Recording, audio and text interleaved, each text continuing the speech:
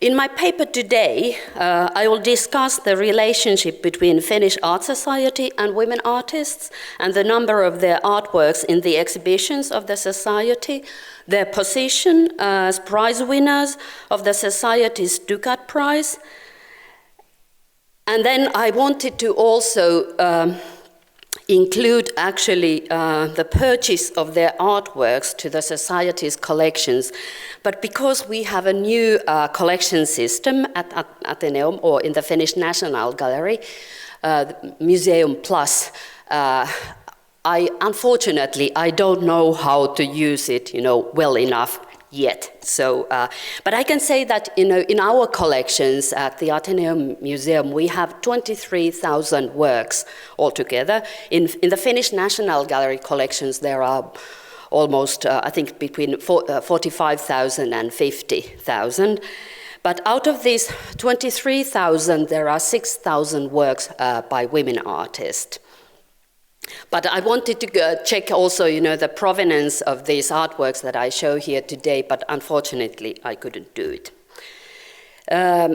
Generally, I could say that the situation of women artists is regarded to have been poorer than their male colleagues in the 19th century Finland. And yet, some Finnish women artists were awarded in the contests arranged by the Finnish Art Society in the 1850s and 60s, and also later on. So this raises the question why these women artists were awarded. Moreover, most of the artists that were awarded the first prize could create a remarkable career. Several women artists also traveled to study in Germany and France, and their artworks were purchased to the collections of the Art Society. This, of course, the question then that puzzles me, that what was the role of their artworks in the exhibitions and the Society's collection at the time?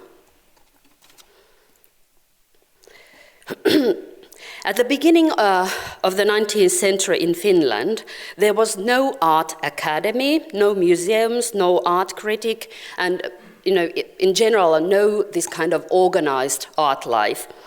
The Finnish Art Society was founded in 1846 according to German ideals, and it started to collect art 3 years later in 1849.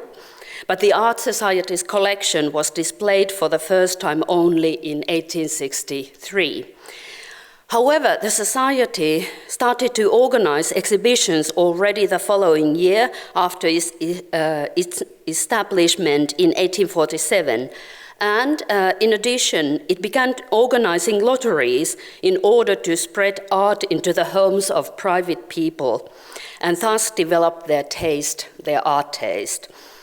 The exhibitions were open for the public, but the lotteries were targeted at the members of the Society. During the first 10 years, there were some problems with the exhibitions and lotteries, as the level of art varied to a great extent. The Society founded a drawing school in 1848, and this is like the predecessor of Finnish Art Academy. I don't know the exact year when it was sort of founded, but it more or less started to then be active in the building of Atheneum, and the Atheneum building was completed in 1887.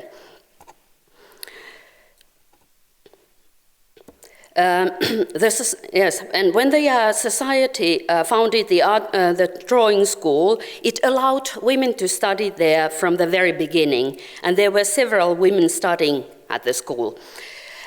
The training, however, did not include drawing or painting a nude, which may have been the reason for letting women to start there from the very beginning. It is noteworthy, though, that if other European art societies focused on organizing leisure time activities for the growing bourgeois, in Finland its task was to organize the local art life from the very beginning, including art training, exhibitions, museums, and art criticism.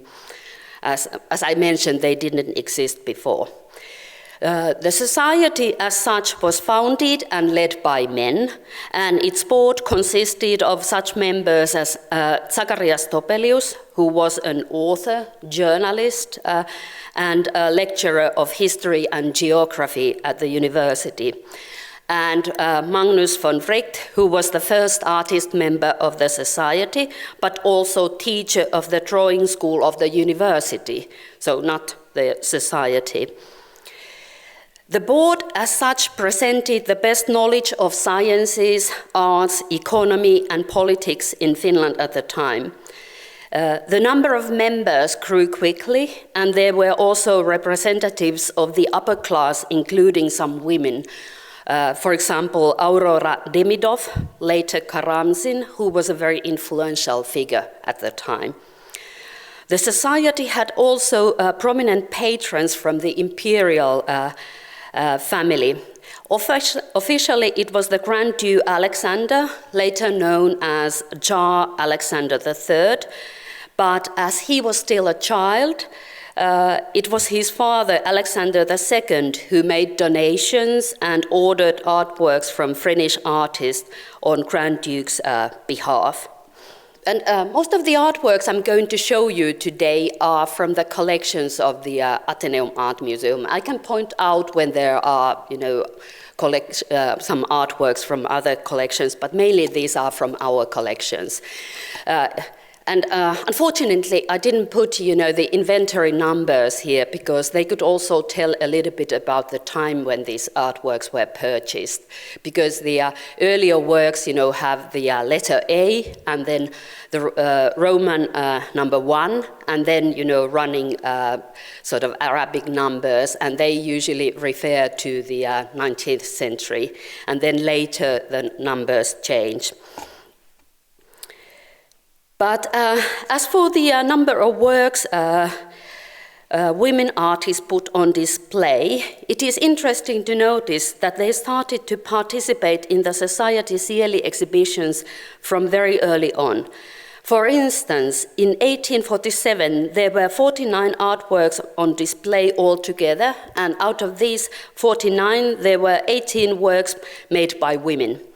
Edla Jansson exhibited 11 works that consisted of copies, but also original works.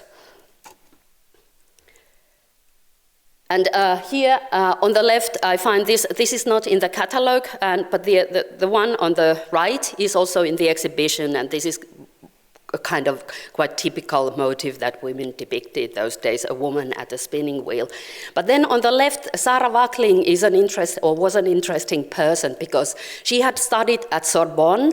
She was an author, and then Edla Jansson stayed at her home in Stockholm when she traveled there to study.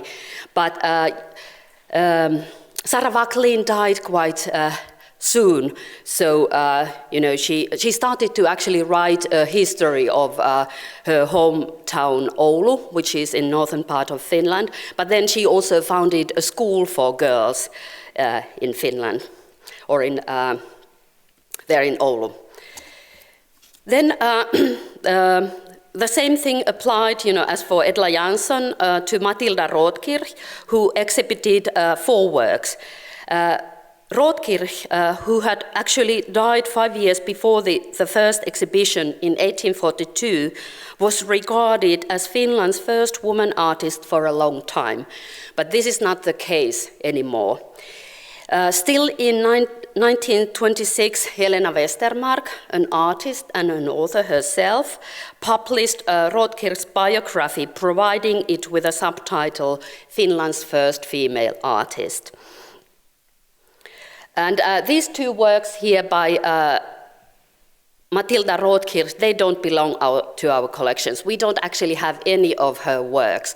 These are mostly owned by the Swedish Literary Society in Finland.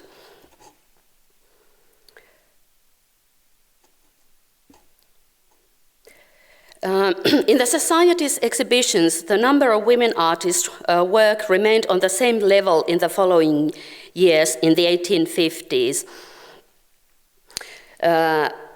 varying between 11 and 26. In 1864, there was a clear rise with 41 artworks by women, but then the total number of works was 134. In comparison, there was also a clear decline in 1868, as the total number of works was 64, out of which only 8 works were made by women. In general, the number of works in the exhibitions rose in the 1860s and 70s. And of course, I'm not talking about the 1880s and so forth, because that is actually then a different story already in Finnish art history. And lots of these women artists, they then traveled to Paris to study, and there were several of them. So I'm focusing here more on the time between 1850 and 1880.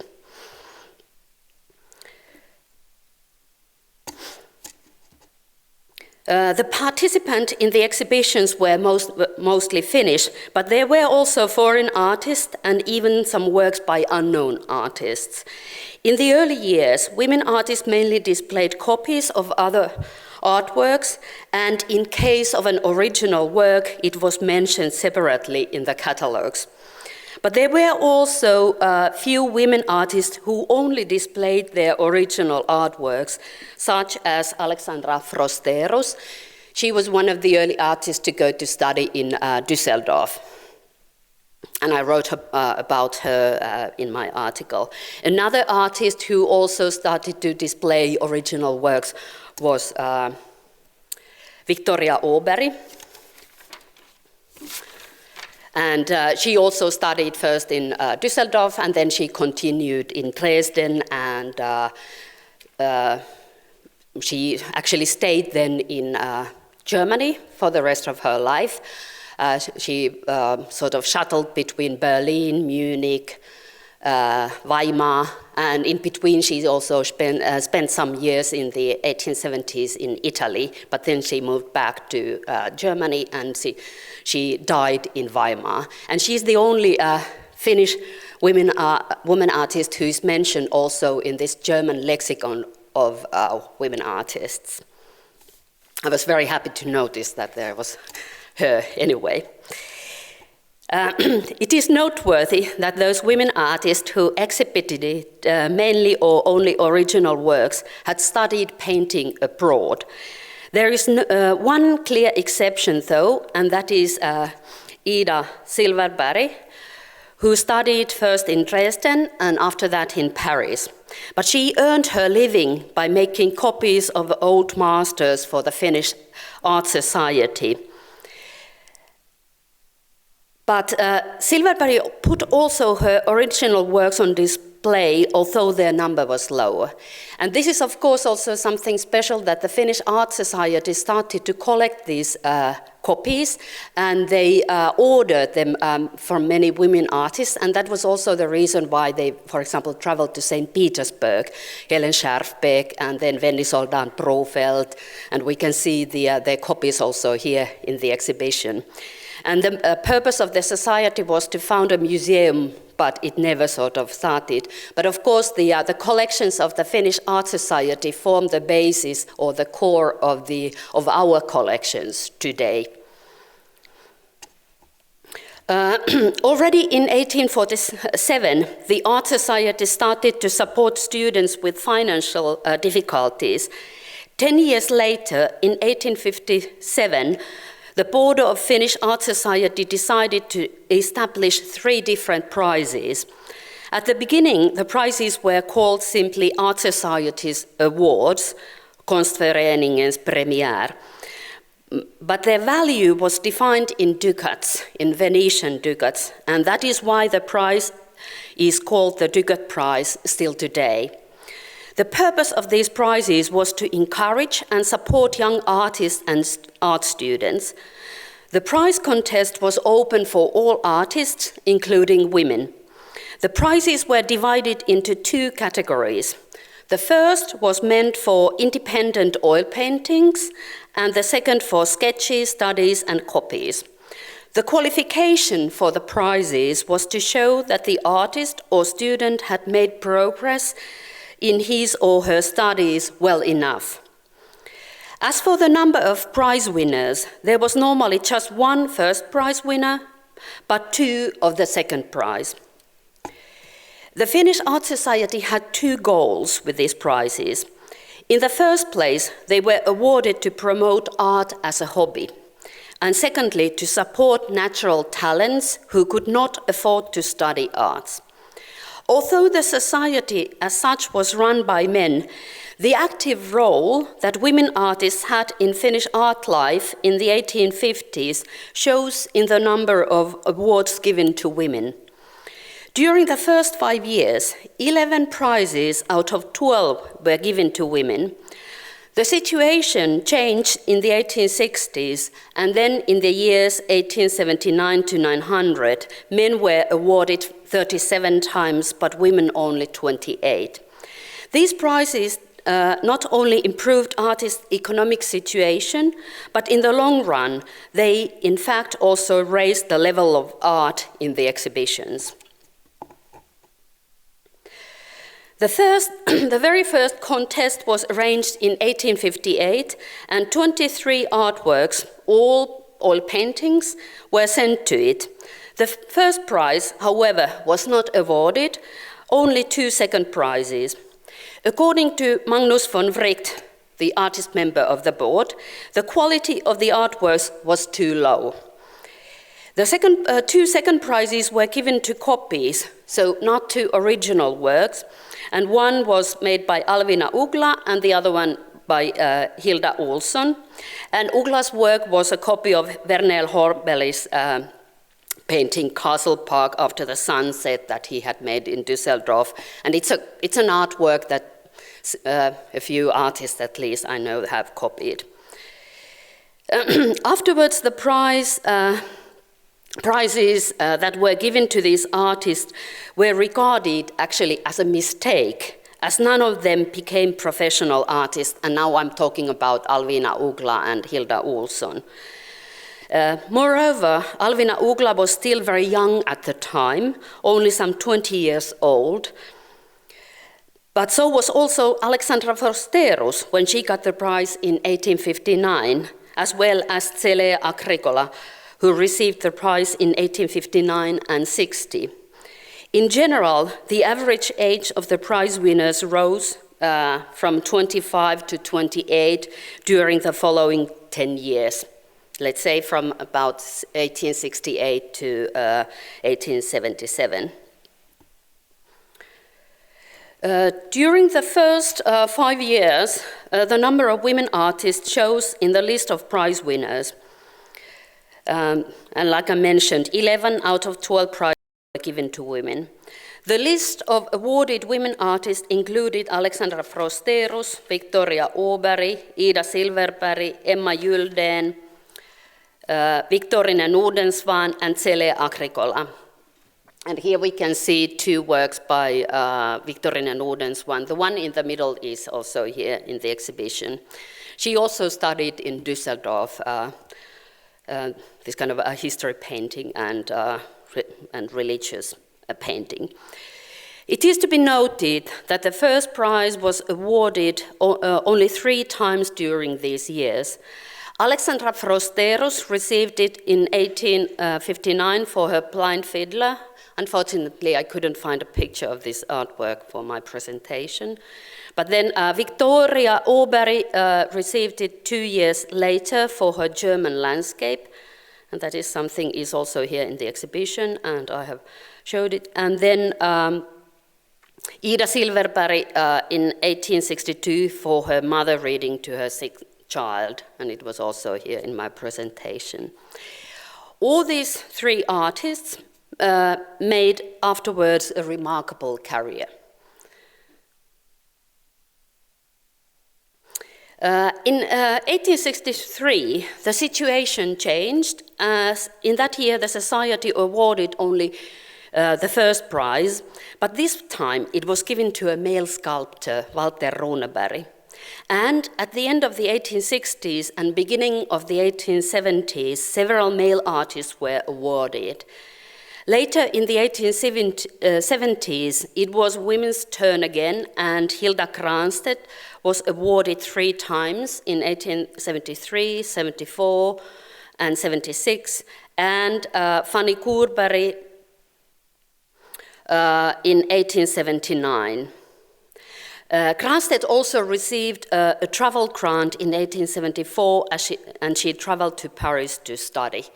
And this is also something that happened in the 1860s, that the state started to support artists to travel abroad to study arts there. And these travel grants were given both to men and women. And then there were also some private sort of donators, or, Victor Hoving, who was a merchant, and he founded this kind of grant or travel grant that allowed many Finnish women to travel abroad and stay there longer. For example, Fanny Soldan Profeld could stay for a year in, then she traveled around, but she was also for a longer time in Paris.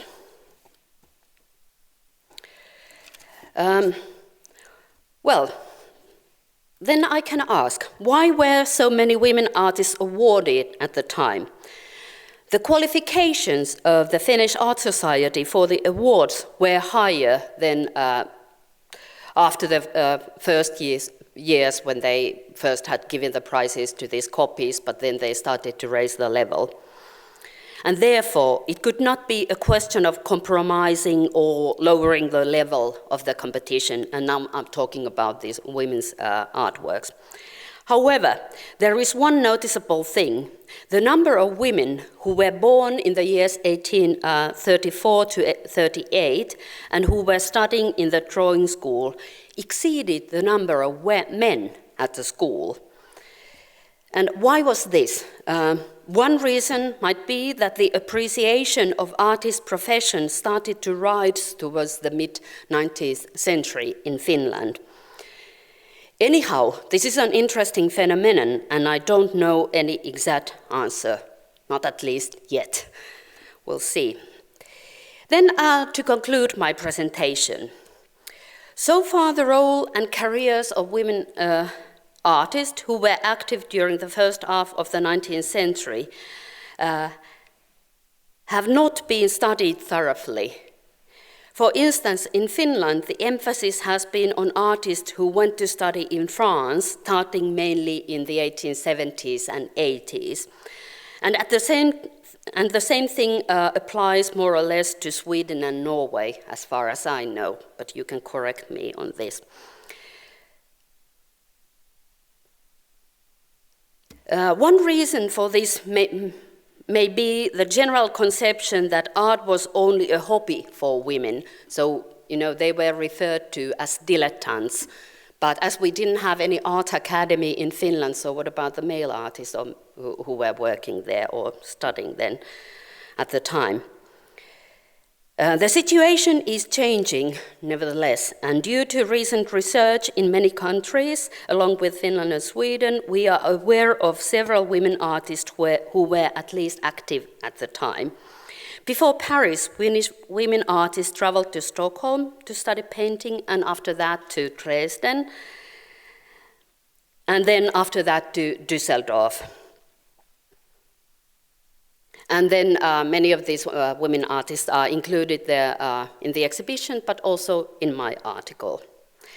My goal now, if I think of this project, is to map artists, to find forgotten, hidden works of art, and then instead of France, to study more closely what artists did in Germany, for example, in Dresden, Düsseldorf, Munich, Karlsruhe, and so on, and there are many other cities. I don't know, anything about those.